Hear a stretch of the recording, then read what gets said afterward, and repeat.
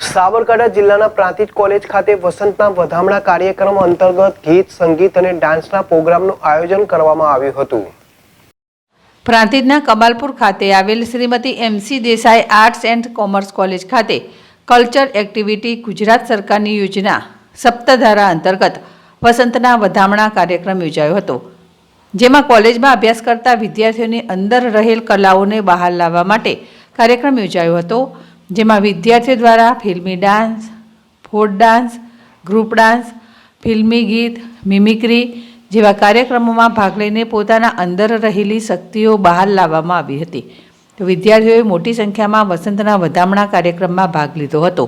તો કોલેજના principal doctor Kameshwar પ્રસાદ તથા કોલેજ સ્ટાફ પરિવાર દ્વારા કાર્યક્રમને માણ્યો હતો। તો ઓર્કેસ્ટ્રા વિજયભાઈ ભાવસાર અને સોહમ પટેલની ટીમ દ્વારા સહયોગ પૂરો પાડવામાં આવ્યો હતો। તો સમગ્ર કાર્યક્રમનું આયોજન રાજેન્દ્ર પંચાલ દ્વારા કરવામાં આવ્યું હતું। સમગ્ર સાંસ્કૃતિક કમિટીના સહકારથી કાર્યક્રમ સફળ રહ્યો। જિલ્લાવલ ZSTV પ્રાંતિજ।